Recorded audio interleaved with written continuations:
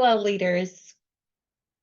We all have those days where it seems like negativity is knocking on the door of your mind or your thoughts, seeking entry, right?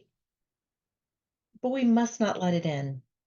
We have to choose to resist the negativity and invite or focus on the positive instead. When I say resist the negativity, I'm not saying live in denial.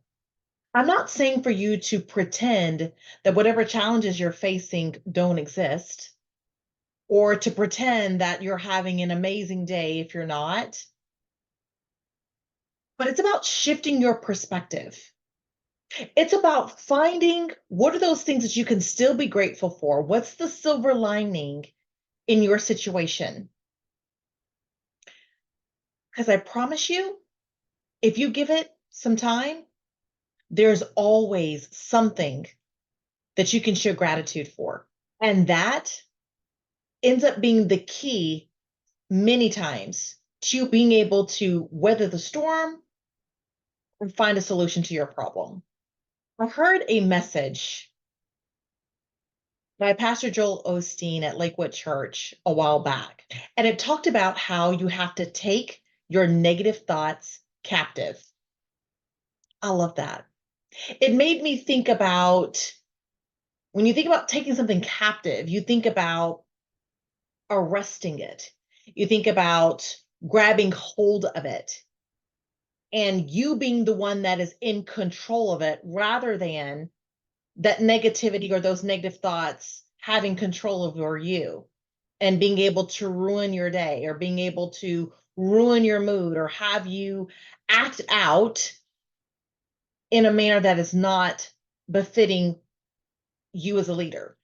It talked about seeing negative thoughts as intruders that need to be arrested and locked up.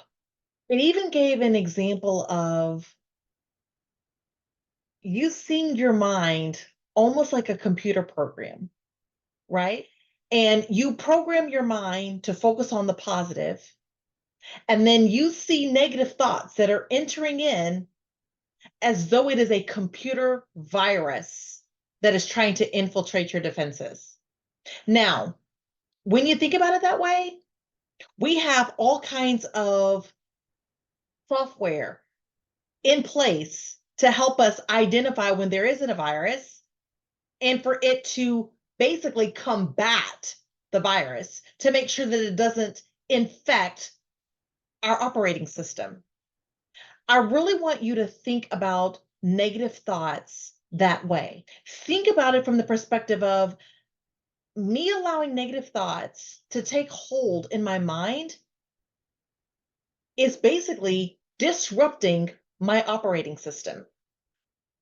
Picture your mind as though it is a fortress that you have the walls strengthened with positive thoughts, with affirmations, and you got everything on guard, right, to resist and to combat negativity.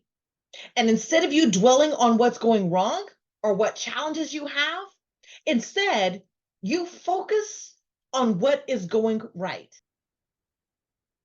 Optimism is really truly a choice.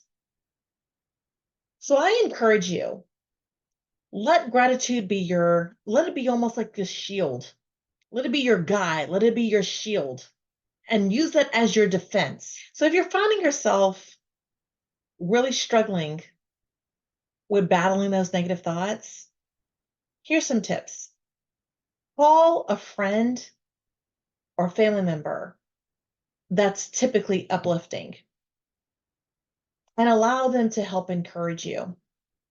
Surround yourself with positive music and positive thoughts, whether it's coming from positive books that you might read, listening to positive speakers. I definitely love listening to Pastor Joel. He always has a very positive message that is very uplifting, especially in those tough times when I might have my own personal struggles. Definitely consider prayer. That is always a powerful way to combat negativity.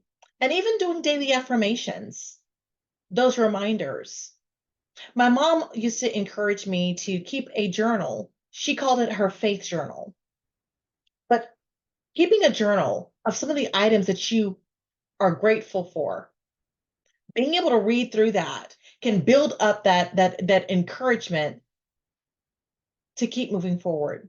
So remember, leaders, negativity may knock on your door, but you get to choose whether to let it in.